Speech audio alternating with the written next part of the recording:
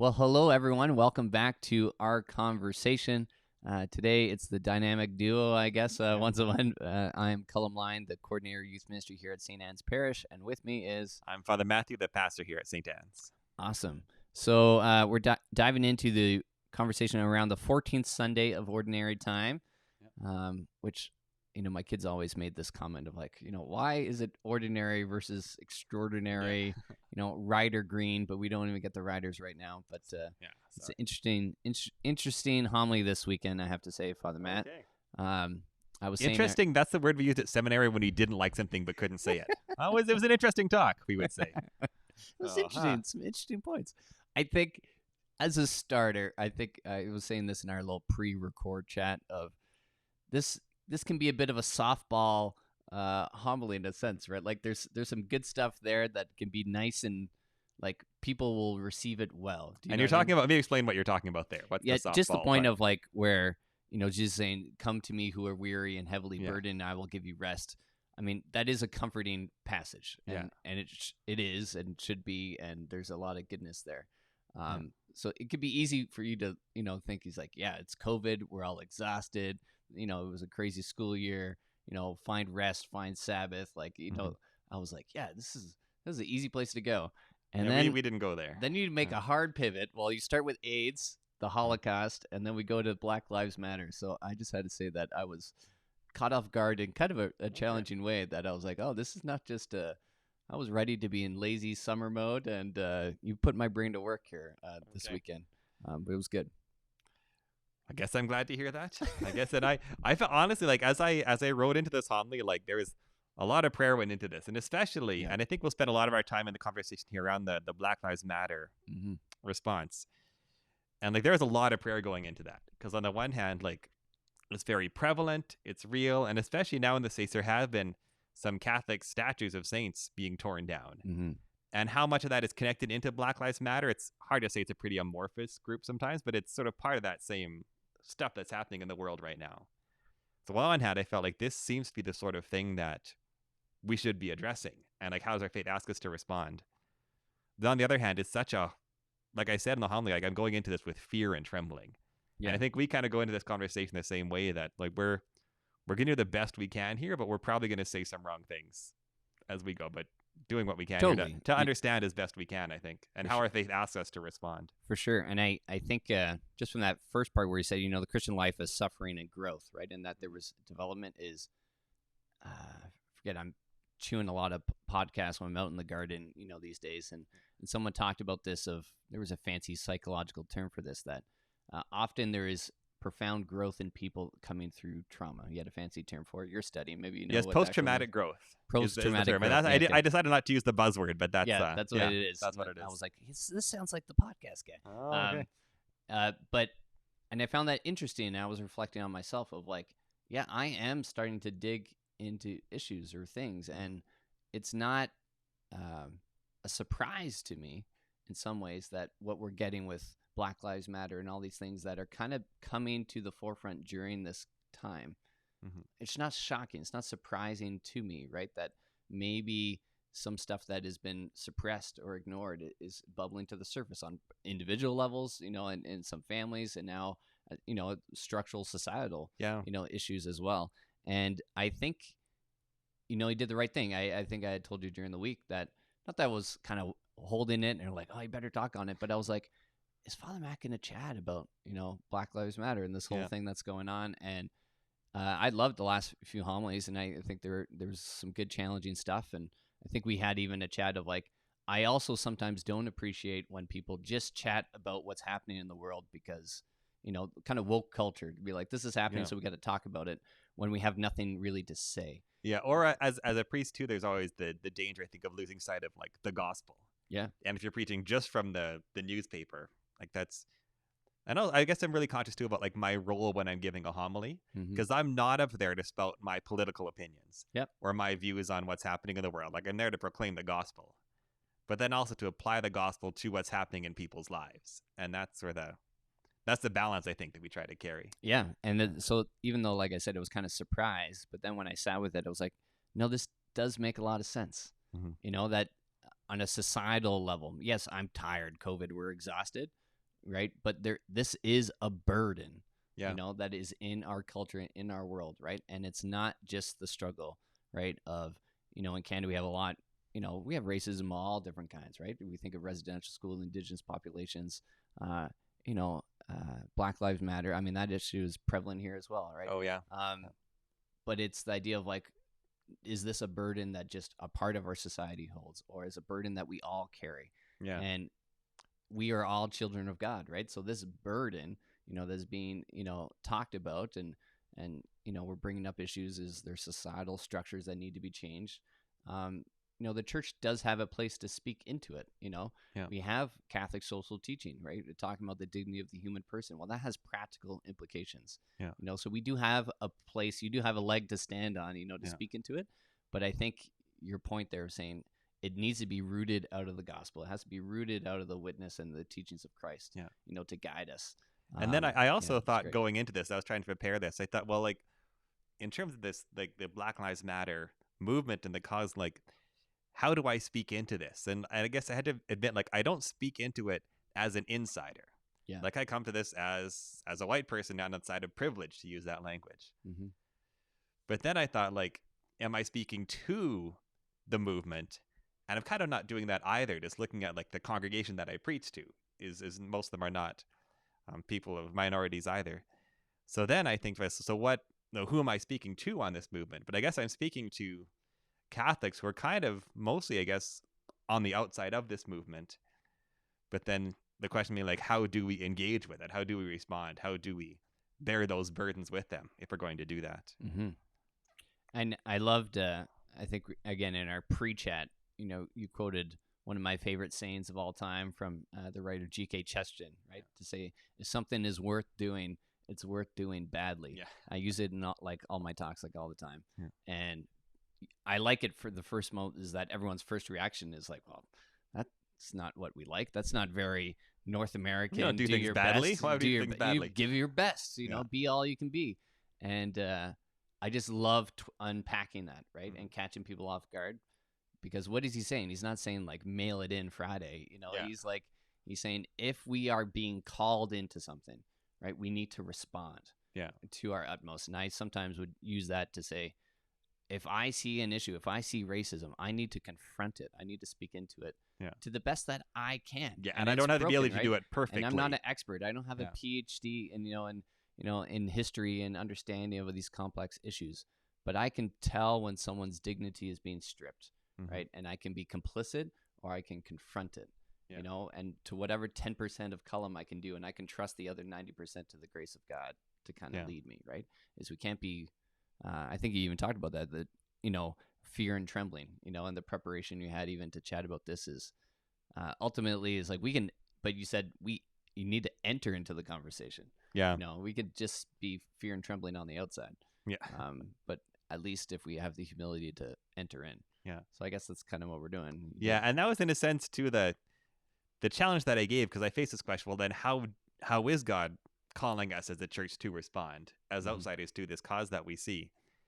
And the only thing I gave is just like to listen and to engage, because that's the first step that seemed to be the best we could do. And one reason that I felt that this was important is I was also, as all this was happening, I was trying to watch how people were responding to the movement. And I felt like there was a lot of like dismissal, and not from everyone, but definitely a temptation to say like, I don't want to deal with this. And that's why I did make the point that I felt was an important one, is like that we need to have these hard conversations, even if it comes to us with some anger. Yeah. And also, rather than trying to pick out little errors in the movement as a way to dismiss the larger cause. And I guess, like, is that a thing you see happening, I suppose? Like, how have we seen this happening? It happens in my own life, man. Yeah. It's everywhere. I think it's everywhere. And I think you spoke well to speak on, the triggers, the concerns that maybe face us, that this is not specific just to Black Lives Matter, right? Mm-hmm. This is a tendency that I'm seeing that a lot of that on my Twitter feed and all this madness, and then I quit Twitter because Kanye's running for president. I don't know what else is going to happen in 2020. But of like, is it sometimes, I think I see that happen a lot, that we're nitpicking, an issue or a cause that maybe we're uncomfortable with because maybe there's discomfort in my own heart or my actions or dispositions, and I'm not ready to confront it. Right? Yeah. For years it was like, I'm not racist. Yeah. Right? And so my first little step, right? I had noticed a couple of recommendations, and a good friend Leah Perot, I think, has even organized a couple like study groups around this book, How to Be an Anti-Racist. I think it's quite popular. And even just that term, I was struck by that, and I was like, it's not enough for me to be, passively disapproving of racism. Yeah. Right. But if we see there's been structural issues, right, and we've seen parts of our community, oppressed in various forms and with a lot of complexity, it's not enough for me to be like, I'm upset about that. Yeah. But to turn to action. So I even mentioned to you beforehand that was like the silliest, simplest starter for this awkward, lanky white guy to say, I'm not going to buy with my Audible credit a Star Wars book, but I'm going to buy this book on how to be an anti-racist and give myself 14 hours or whatever to listen to it, and maybe to actually journal and write notes and come up with actions, right? Yeah. And have hard conversations. And I think we were chatting earlier in this week, going back to my podcasting in the garden, was this essentialism podcast by this guy, Greg McEwen. And he had this Dr. Helen, I think, from Pepperdine University, and who's an African-American woman and wonderful, very engaging, obviously a Christian. And so it was just a really interesting interview. And he spoke about one point. He asked an interesting question that caught me off guard, in an uncomfortable way. Yeah. As we were talking about here. And he said, like, when you leave your house, how much of yourself do you leave behind? Yeah. And he's asking this to she's a black woman, professional professor. Yeah, very successful professional. Yeah. In the eyes of the world. And she said, it's impossible to kind of put a number to that, but she's like, if I had to kind of think about it, she's like, it could be somewhere from like 50 to 70%, that I'm holding, or I'm behaving in a certain way to feel, welcomed, or just avoid awkwardness for other people or in behalf. And it really kind of caught him off guard. And he's a white guy. I think he's from England. And that originally. Percentage, like Martin, that's sort of her blackness to fit into white culture, and that's why she's having to hold all that back. You don't fully understand me, Yeah. Because maybe you don't understand my story or my history or how it feels to be literally in my skin, right? Yeah. And she's like, it's not maybe my place to teach you, you know, and to say like, this is how everything is and why you need to understand that. But she's like, even you asking, she's saying this to this guy, Greg, of like, even you asking about that kind of situation, right? About how maybe you don't really know all of me is a starting point. Yeah. And her kind of encouragement of like, just to have the courage to listen, to ask questions, to maybe hear things that will affirm you, challenge you. Yeah. But it really is a disposition of, you want to know me, was their conversation. It really was wonderful. Yeah. Right? And that's the point here again, right? Is that we need to start by listening. Yeah. And it makes me think too, actually, of Socrates, the first real philosopher. He said, the only reason I'm wise is because of what I admit what I don't know. And that's maybe a part of too, when I look at like, what is it that leads people to dismiss this movement? Part of it is going in thinking like, almost like, I know better than that person what their experience is, which of course we don't. When you say it that, we know that must not be true. But it's really hard to hear it out. And one way that I too was challenged is with what's happening in the media about this. And this had to do with, there's a statue of St. Louis in the city of St. Louis. It's become a bit of a focal point. Yeah. And there was this, I think it was last weekend even, there were some groups of some Catholics who had sort of surrounded the statue and they were praying a rosary. And there's a young priest with a megaphone kind of lecturing the people who wanted to take the statue down about St. Louis. And the priest made the point that St. Louis used his power for the good of his people. But then some of the crowd yells out, yeah, his people. And just like that question has really stuck with me. Yeah. Because it's I guess it's a blind spot I had when I looked at St. Louis. I never would have thought of it that way. That using the power for the good of his people, but were there some of them that weren't his people, that were outside of it? And not to question his canonization, but like, there's only one saint who's immaculate, and it's not St. Louis. So we can acknowledge that for some of our saints, they're not perfect like any of us, right? And and whether or not the statues stay up or go down is a different sort of question. But I think for us to, have that critical look even at our history as well as Catholics, and see like in what ways have we been a force for good, and the church has, and in what way have we as members of the church been a force for bad and oppression, because we have as well.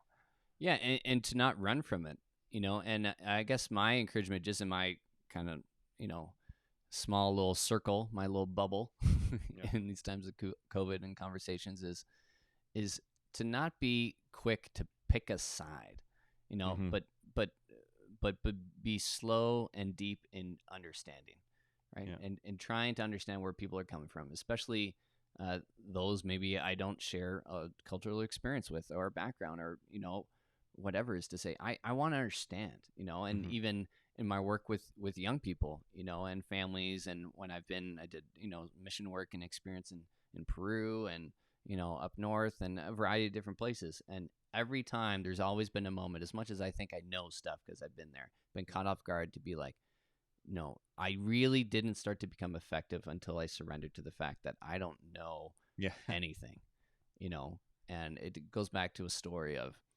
we were doing ministry to families in a valley in Peru, one of the poorest parts of Peru. And we were just doing ministry to families and young people playing invisible volleyball in the streets because we didn't even have money and resources to have a volleyball net. Yeah. So it was imaginary, right? Yeah. And we're playing and we're taking the family and the kids back to their houses and doing a little procession. And one of the missionaries went to give kind of a high five and then to give a hug, and this is whatever safe environment in the States would be different. But I mean, this is in South America, like just, it was a very natural thing, whatever, like, hey, like whatever, like this little kid, they're all, grabbing and hanging off our legs anyways, this Yeah. kind of stuff. And the kid kind of hesitated and the missionary didn't give the hug or whatever. And just was like, something is going on here. Mhm. And it really disturbed him. And so we Okay. had kind of a debrief in the evening with kind of the local missionaries and like, what's the deal there? Oh, Like okay. they want to have fun, but they're afraid to come Yeah. close. And what we kind of discovered was that there was in the local community we're at, a very high level of alcoholism and a very high level of sexual abuse, Oh, okay. which we didn't know at all. Yeah. And so then when we understand this, we're like, well, that changes everything. Yeah. Right? Suddenly a lot more makes sense, right? Yeah. And changes the way we behaved. And we're like, man, if we had known these things, right, and done the work beforehand, and we were thankful for that understanding to come. Yeah. But we kind of stumbled into it. And I've always kind of sat with that experience going forward of like, it's much better to seek to understand as opposed to trip and then have to back up and realize, Yeah. what did I just, fall into? Yeah. And to learn those lessons to understand of like when we're engaging in a conversation or engaging in a new mission field, of like to know what we're engaging with and what everybody brings to the table. Yeah. And And as much as we can to admit like our assumptions and our biases, and we can't see all of them, but as much as we can. No, we all Like, have and one blind thing spots. too that I like, to the credit of this missionary you were talking about, is the fact that like when the kid didn't respond to his high five, he didn't respond with like judgment and anger and like, oh, like this stupid kid doesn't appreciate what we're doing, right? Which could have been a natural response as well, but he responded with like, help me understand what's happening. Yeah. And that's often the best we can do. Yeah. I was just a young punk back in the day, but it was a very formative kind of moment, Yeah. right? Like that you said, that the wisdom of knowing what you don't know. Yeah. But then the desire to understand. Yeah. And I'm noticing a lot of that, especially as we come back to Black Lives Matter and all this stuff in our responses. Like, what are the sources that I'm listening to? What is the content I'm taking in? Mhm. Just in general into this COVID time, but especially relating to these issues, is I'm starting to mute a lot of people that is opinions. Oh yeah. I'm Yeah. listening much more to conversations Oh, okay. or Yeah. interviews. If people's like, I want to hear stories. Oh, okay. I don't want hot takes. That is some random person ranting. Yeah, You want to hear. Yeah. and people just sharing their struggles, and hopefully, I mean, that's even a little bit of what we've been trying to do with this, is having conversation about how we're engaging with things, Yeah. as opposed to, our hot take on the weekend. That's good. And I think too, like, it's hard to admit how blind we are to the suffering of others. Yeah. Right. It's hard to admit like how like ignorant I was of the racism that exists in this country for a lot of my life. And I see like I wonder if some of the defensiveness too that people feel is like, I don't want to admit that either, right? That I've been so wrong and so blind to the suffering of the people around me for so long. Mm-hmm. And that's one thing that I think this movement has done that we need to hear, is how real racism still is and how much suffering still happens. Yeah, and I think it's not as far back in our rearview mirror as we think. It's not in the back at all. But we have that tendency sometimes, right? Yeah. We talk the good old days of like when we, MLK and the march and all this, and that we'll fixed watch it all. Selma. Right. Yeah. We can kind of get caught in that and be like, oh, and the great triumph we had in the civil rights movement, and then it's like, well, no, I have he has his own stories to share, but I have a brother-in-law, Tevin, who's from Jamaica, and he has stories. For the most part, he's fairly disconnected in some of this, and doesn't have crazy hot takes or opinions, but like he has some personal stories of like, this is real, like in Canada he's had some encounters and he's had to confront it and call people out on some stuff, and it could be easy to take for granted. And it was even noticing just in our family. I mean, my wife is Portuguese, I'm Irish background, pretty pasty whites, Casper the Friendly Ghost over here. And it was interesting that we thought at one point, as Tevin was kind of entering the family, of like, I was curious of like, what does my daughter even think or engage with or noticing, right? Like, I was like, I love Tevin. The reason I love him and welcomed him to the family was I knew that this is a man who loves my sister-in-law and would devote and give all of himself to. Like, that was my prerequisite when you do like the interview. Yeah. I was like, a good prerequisite. like I don't care about anything else. I was like, are you devoted in your love, right? And it stops there. That's full stop, And I think sometimes, I guess where I'm going with this is that sometimes we need to go to our children and our young people as guiding lights, right? Is that, and not this thing, I think we even had this issue for a while of like, we need to be colorblind or this. And it's like, well, no, not at all. No. Right? No. We need to understand culture and our differences, right? We're not this bland, uniformity, right? I think the whole thing of being colorblind is another way of trying to ignore racism that exists. 100%. It's an excuse. Right? It's 100%. It's a nice little catchy thing, but it's a lie. And in some ways, I think it's evil because it's helping us not confront differences. And I remember having a conversation with Jacinta, and she's like, yeah, like she's not like, she's like, Uncle Tevin clearly is from Jamaica, right? Yeah. Like, but he brings giftedness into our family, right? I think our family has grown, right? And so I'm so thankful, for that experience. But it's just like, Jacinta's like, Uncle Tevin's awesome, full stop. Yeah. Right? There's not more to like break down or think about that, right? And I was like, wow, maybe we overcomplicate these things, right? To say like, I was like, you're a lovely man or woman. You're a lovely child of God, right? And I'm going to receive you. I'm going to hear you, and I'm going to celebrate you. Yeah. And And I think too, and like if someone does come into our life, like who has a very different background, like life experiences you haven't had, like if there was a time like within the relationship if they're willing to let you learn from their experiences, right? So this is what it is to live as a Black person in Canada. And that's where I think, again, I find it hard to know how to enter into this because on the one hand, like, they don't owe me an explanation. And I don't want to put them on the spot just so I can learn because then I'm in a way using them as well. Yeah. But if, like, as you build that relationship of love, they are willing to say, like, this is what it's like that's a precious thing that they can share when the time is right, I guess. Yeah. That kind of brings me back to that podcast I loved, right, of that doctor sharing. Was she's like, yeah, it could kind of be awkward, right? And I've had a few conversations even with Tevin, and even thinking about it, I'm like, this is kind of awkward, but it's like, but she, even that sense, she's like, she appreciated or loved it as like, it's because it's a sign of like, you want to know me, right? So even though like we might stumble and might not be perfect or awkward, but it's like, but what is the desire that's being expressed, right? Is like, I want to love and understand all of you and everything that helps shape your lived experience, right? And I'm not going to, for the sake of comfort or awkwardness, that we're just going to avoid a certain thing, right? It's like, no, the appreciation, I go back to the thing in Peru, when we start to understand the context, the reality of what that community was living with, I knew how to love them better, right? And I think they started to appreciate and understand that we wanted to know the burdens and the struggles they were encountering, right? That we could maybe be like Jesus, like the scripture, right?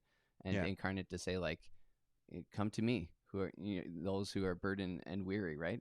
And I'll give you rest. But like, it's still work, right? We're still carrying Yeah, the and we'll yoke. carry it with you. Yeah, exactly.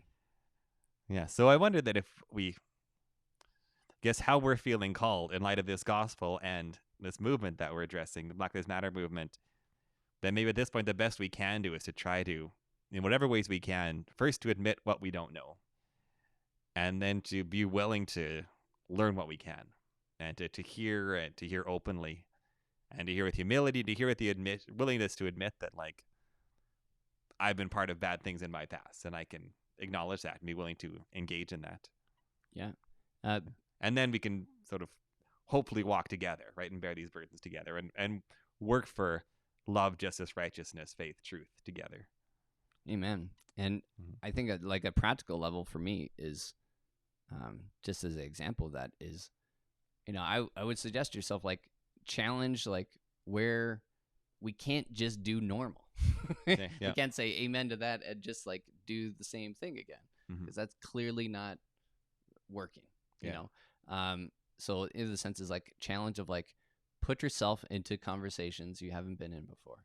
Yeah. Like have that courage to, to enter in, to wherever your context is. And also like to challenge the sources, like, are we in terms like where we get our news online, in an echo challenge our chamber, sources? and even, absolutely. and even the sense of like, just because someone might come from a different place or have a different philosophy of life doesn't mean that Christ can't speak through them. Yeah. Right. And to say truth is truth. Right. But it's going to come from different sources. Yeah. And instead of putting the work to say like, okay, I will talk to you when you give me the perfect article that comes from the perfect source that I trust, and then I'll read it and believe it and follow it. And to say, no, I'm going to take on the yoke. I'm going to do the work, and trust in the Spirit, that like I'm going to pray and ask the Spirit to guide me, right? That we're supposed to grow in discernment, and that's an active thing. So, that's been my challenge, I guess, in all this is how am I getting active into this issue? What about, there's one I think is kind of on my mind, and this may be a big one to drop at the end here for winding this down. But like, I also have friends who are police officers here in Saskatoon. Yeah. I know that they are having a really difficult time with all of this. And these are guys who did not go into it for the sake of like making people's lives worse, right? They went into it for the sake of like, this is a good I can do for the community. And they're really having a difficult time as well. And so I guess, is this also part of our call to like admit what we don't know, and to increase, to not give into the echo chamber, to increase where we're hearing the stories from, so to also hear from, I guess, that side of it. Yeah. Right? Well, I think in the news, I mean, there's some local stuff even in Saskatoon that's kind of coming up. And like, I guess that goes back to, I don't know if I said in the beginning of, I try to have this disposition of like, presume the good. Like we know there's some jerks, right? We know there's been evil in the church, right? Like there's been other guys with a collar who've done a disservice to the church and to the ministry that you're trying to do for the church, right? And we have to acknowledge and confront that, but we also have to affirm, humble and holy leadership as well when we encounter it. And the same with police officers, right? I have lots of friends, in serving, and most of them are lovely, good, wholesome people who are trying to build a better community, right? And are sacrificing for others. And it's just, we have to be able to hold that tension. But I hope too that they're like, even those who are in that place, that they too are willing to have these conversations. And so like, are there assumptions that that institution carries that are dangerous and that they do need to be aware of? And I think that's an important conversation for them to carry as well. Yeah. That's a whole other one you kind of dropped at the end, but I think it's valid, right? To say, I mean, not to say like truth or theology or whatever, but like everything has to be on the table in the sense of everything has to be open to discussion. Yeah. Right? We have to allow things to be challenged. And I notice that even in my own life, right? When we're challenged, my tendency is to either run away or put my back up. Yeah. Right? Yeah. Depending on how big the person is across me. How safe I feel myself. But like, this is not a laughing matter, but in that sense of like, those can be our dispositions, right? Yeah. Is to avoid, to run away, right? Or to be hyper aggressive. Yeah. right? And to double down on our things, right? There's strength in vulnerability. Yeah. So as an individual, but also as institutions, to say we might have institutional blind spots. Yeah. And we know, like, even the church has had to face this, right? Mm-hmm. And we continue to face that, right? It's like, I believe there's goodness in our faith, right? But we clearly have seen and needed and been growing in renewal. Yeah. But there's areas we constantly need to address and be open to having a conversation with, right? And that hopefully all institutions, but specifically that one too, that those conversations are happening there as well. And it takes great courage. Yeah. So yeah, and this is us, stepping into this conversation as best we can and doing our best to see what's happening and how our faith calls us to respond. Mm-hmm. Yeah. And I think just in the end, going back to how you even entered into this is, as Christians, like, go to the gospel, go to the story of Christ, right? And let him be our guide. And I think if we do that with humility and trust, we might be awkward. We might take missteps. But I think if we throw our trust, for Christ to guide us, I think we're going to do all right, Yeah. Amen, I guess. Amen. Yeah. I think we survived. We'll see if the internet explodes or not, but I think we gave it a good effort. Yeah.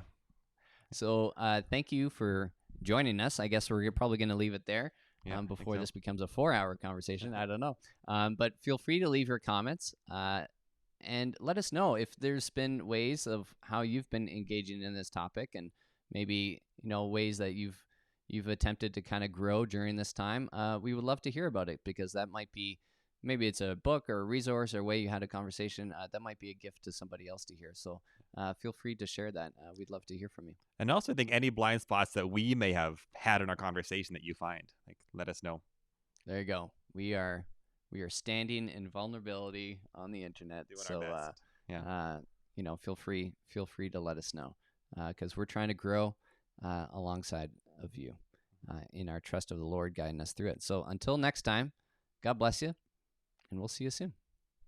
Thank you.